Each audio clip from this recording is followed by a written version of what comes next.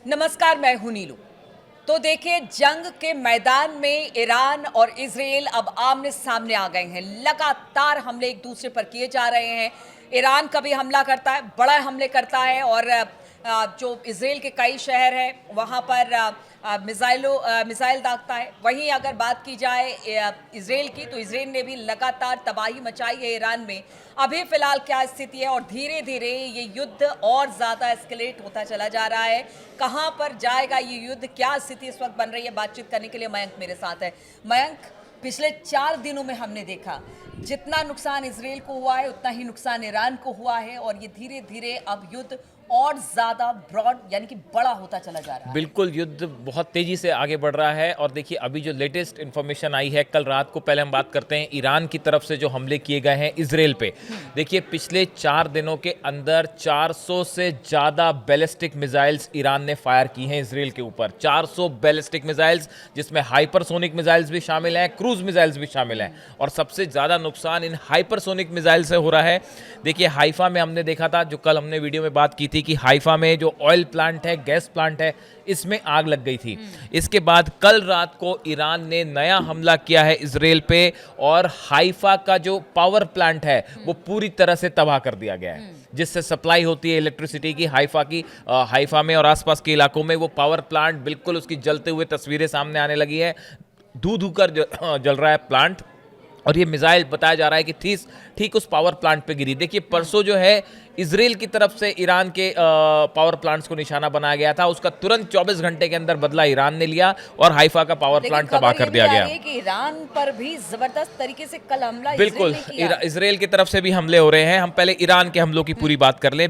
बेतियाम में देखिए, लगातार बेतियाम ऐसी जगह है इजराइल में जो शुरू से ईरान के निशाने पर है, और यहाँ पे 80 से ज़्यादा बिल्डिंग्स जो हैं वो तबाह हो चुकी हैं। ये कल तक का अपडेट था। उसके बाद फिर ये जानकारी आ रही है कि बेतियाम में एक बार फिर ईरान की मिसाइल से बड़ा अटैक किया गया, और कई वहाँ पे और बिल्डिंग्स जो हैं वो तबाह हो गई हैं। उसी तरह तेल अवीव में लगातार सायरन बज रहे हैं। जितने लोग हैं वहाँ को ऐसा लग रहा है कि पूरे इजराइल को जो है बंकर में रहने की एडवाइस कर दी गई है। पूरा तेल अवीव इस समय बंकर्स में छुपा हुआ है, और तेल अवीव में लगातार ईरान की मिसाइल्स गिर रही हैं। कल रात को भी खबर है कि तेल अवीव में एक बड़ा मिसाइल अटैक हुआ है। ऐसे करके देखिए, आप पिछले 4 दिनों में 400 से ज़्यादा मिसाइल्स ईरान ने फायर किए।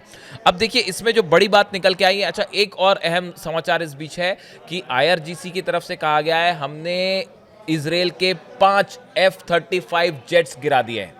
पहले 3 की खबर थी, अब 2 और बताए जा रहे हैं कि 5 इजराइल के F-35 जेट्स ईरान ने तबाह कर दिए हैं, मार गिराए हैं, जिसमें से 2 पायलट बताया जा रहा है कि वो ईरान के कब्जे में है। हालांकि इस बारे में अभी इजराइल की तरफ से कुछ नहीं कहा है, ये ईरान का दावा है। इस बीच में देखिए, जो एक बड़ी खबर निकल के ये भी आ रही है कि ट्रंप जो है वो G7 समिट छोड़ के वापस आ गए हैं। हाँ, बिल्कुल। अब इसके बाद ये इस तरह की इंटरनेशनल मीडिया में इस तरह की चर्चाएं हो रही है कि भाई, ट्रंप अचानक वापस आए हैं, इसका क्या मकसद हो सकता है। जो एक्सपर्ट्स की राय हमने सुनी अमेरिका में या मिडिल ईस्ट में या फिर यूरोप में, 2 तरह के आकलन लगाए जा रहे हैं। क्या किसी तरह का सीज फायर करवाना चाह रहे हैं ट्रंप, जिस तरह से नुकसान इजराइल को हुआ है, ईरान को हुआ है, और युद्ध आगे बढ़ रहा है, ये अगर ऑल आउट वॉर का रूप ले लेता है तो मामला बहुत बिगड़ सकता है। बिल्कुल, कल खबर ये भी आई थी कि पुतिन ने ट्रंप से बातचीत की थी, और एक मीडिएशन की बात हो रही है कि भाई बहुत ज़रूरी है, क्योंकि देखिए, अगर मिडिल ईस्ट में हालात बदतर होते हैं तो इसका खामियाजा पूरी दुनिया को उठाना पड़ सकता है। और जिस तरह के हमले हो रहे हैं और जिस तरह की स्थिति बनी हुई है, वैसे में तो बहुत ज़रूरी है कि अब इस पर कुछ बातचीत हो। इसीलिए मुझे लगता है अब देखिए, जो 2 बातें हैं कि क्या ट्रंप किसी सीज फायर को करवाना चाह रहे हैं अगले 24 घंटे में, और या फिर वो इजराइल की कुछ बड़ी मदद करना चाह रहे हैं हथियारों से। क्या अमेरिका किसी रूप में शामिल होगी। देखिए, नेतन्याहू का जो बयान आया है, नेतन्याहू जो ये कह रहे हैं कि ईरान में जब तक सत्ता परिवर्तन नहीं होगा तब तक ये पूरा मामला जो है वो खत्म नहीं होगा। ये नेतन्याहू का स्टैंड है। इजराइल का जो मकसद था, ईरान के न्यूक्लियर सेंटर्स को निशाना बनाना या ईरान के न्यूक्लियर प्रोग्राम को पीछे धकेलना, नतांज पे हमला होता है, फोर्दो में हमला होता है, इस्फहान पे हमला होता है। और जहां तक बताया जा रहा है कि नतांज जो न्यूक्लियर फैसिलिटी है, इसको लेकर खबरें आई हैं कि भाई, यहाँ पे अभी बाहर तो कोई रेडिएशन नहीं हुआ है, जैसा IAEA की तरफ से बयान दिया गया, लेकिन ये जरूर कहा जा रहा है कि नतांज प्लांट के अंदर रेडिएशन और कंटामिनेशन हो सकता है, जिसको बड़ी सावधानी से हटाने की ज़रूरत है। इसी बीच ईरान ने अपने नतांज जो न्यूक्लियर फैसिलिटी है, इसके ऊपर एयर डिफेंस सिस्टम एक्टिवेट कर दिया है, ताकि इजराइल अब कोई नया हमला नतांज पे ना कर पाए, उसके परमाणु कार्यक्रम पे हमला ना कर पाए। देखिए, एक मैं आपको बड़ी इंटरेस्टिंग चीज़ बताता हूँ। मैं कल एक डिबेट देख रहा था, उसमें एक एंकर थी, उन्होंने ये सवाल किया, भारत की बड़ी एंकर हैं, उन्होंने ये सवाल किया कि इस हमले से क्या ईरान परमाणु कार्यक्रम ईरान का पीछे हुआ है, या ईरान जो है न्यूक्लियर बम बनाने के और करीब पहुंच गया है। बड़ा सवाल यही है, ये बहुत बड़ा सवाल था। देखिए जिस चीज को लेकर नेतन्याहू ने जितने परमाणु प्लांट है उस पर हमला किया, उससे ईरान की, कहते हैं ना कि आप बेसब्र हो जाते हो कि नहीं, अब अगर हमें कुछ अपने आप को करना है तो फिर यहाँ से उन्होंने एक अपने सदन में एक प्रस्ताव भी लेकर आए हैं, जो परमाणु अप्रसार संधि है उस पर अलग होने की बात हो रही है। ऐसे में बहुत बड़ा सवाल है कि अगर इन सब चीजों से अलग हो जाता है ईरान और परमाणु परीक्षण कर लेता है तो फिर क्या? देखिए, ईरान जो है वो पहले ईरान का जो दावा था कि हमें अपनी सिविल न्यूक्लियर आवश्यकताओं के लिए हमें न्यूक्लियर एनर्जी की जरूरत है, और उसके लिए हम यूरेनियम एनरिचमेंट कर रहे हैं।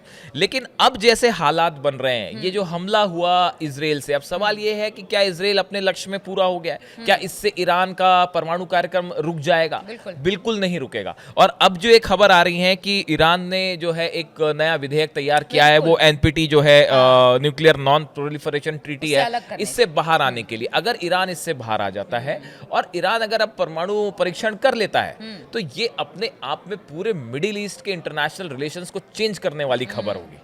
और अब देखिए, पहले तो इनके जो सुप्रीम लीडर हैं, उन्होंने ये साफ कह रखा था कि भाई हम ऐसे कोई हथियार नहीं बनाएंगे, ये मानवता के खिलाफ है। लेकिन अब जब हमले हो रहे हैं और न्यूक्लियर प्लांट्स को निशाना बनाया जा रहा है, उसके बाद अगर अब ईरान परमाणु परीक्षण करता है, तो ये वो जो बात है वो बिल्कुल सही साबित हो जाएगी कि भाई ईरान जो है वो अब और करीब आ गया है परमाणु बम बनाने के, इस हमले की वजह से।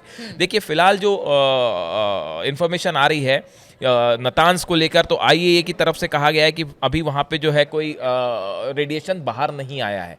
लेकिन आने वाले कुछ दिनों में ये बात साफ होगी कि ये तीनों जो न्यूक्लियर प्लांट्स हैं, इसमें रेडिएशन का स्टेटस क्या है। क्या इजराइल इस पे फिर से हमला करता है? अगर फिर से किसी भी तरह का हमला होता है तो ये एक बड़ा न्यूक्लियर डिजास्टर साबित हो सकता है।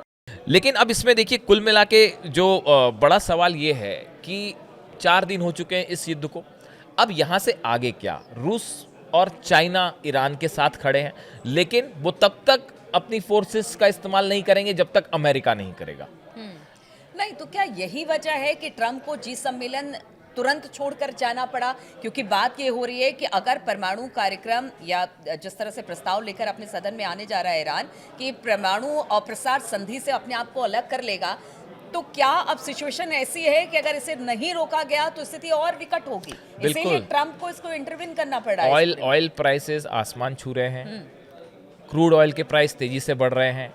ईरान लगातार इजराइल पर हमला कर रहा है, जो कि एक बड़ा शॉकर है पूरी दुनिया के लिए, क्योंकि आयरन डोम सिस्टम है, थार्ड है, ये जो सिस्टम्स ऐसे थे जिसमें ये नाकाम साबित हो रहे हैं और मिसाइल्स गिर रही हैं, जिसकी तस्वीरें सामने आ रही है और बड़ा नुकसान हो रहा है। आयरन डोम और थार्ड जो है, ऐसा माना जा रहा था कि ईरान की मिसाइल्स रोक देंगे, लेकिन ऐसा नहीं हो पाया। उसी तरह ईरान, जो आपने शुरू में कहा, ईरान को भी नुकसान हुआ है, बड़ा नुकसान हुआ है ईरान को भी। लेकिन देखिए, ईरान की तरफ से, बल्कि आईआरजीसी की तरफ से तो एक बहुत बड़ी बात की गई है। उन्होंने ये कहा है कि अब हम इजराइल के ऊपर वो हमला करेंगे जो अब तक इजराइल के इतिहास में नहीं हुआ, जिसको लेकर बड़ी तरह के आकलन चल रहे हैं। क्या एक साथ 2000 मिसाइल से हमला कर सकता है ईरान? अगर ऐसा कुछ होता है तो यहां से ये एक ऑल आउट वॉर की तरफ मामला आगे बढ़ सकता है। बिल्कुल, देखिए तो स्थिति और ज़्यादा विकट होती चली जा रही है। स्थिति इसलिए विकट होती चली जा रही है क्योंकि इजराइल ने ईरान पर हमला किया, फिर ईरान ने ज़बरदस्त तरीके से इसका जवाब दिया है, फिर इजराइल ने हमला किया है। और इस बीच तो खबर ये भी आ रही है कि अब अपने आप को ईरान ने परमाणु अप्रसार संधि से अपने आप को अलग करने की बात कर ली है। ऐसे में क्या लगता है कि जल्दी अब ईरान परमाणु परीक्षण कर लेगा? स्थिति और विकट इसको लेकर हो गई है। बातचीत का दौर लगातार इसे लेकर चल रहा है और खबर ये भी आ रही है कि अब कोशिश की जा रही है कि इस युद्ध को यहीं पर रोका जाए, वरना ये युद्ध विनाशकारी हो सकता है। इन तमाम खबरों पर लगातार हमारी नजर बनी रहेगी। आप बने रहिए हमारे साथ।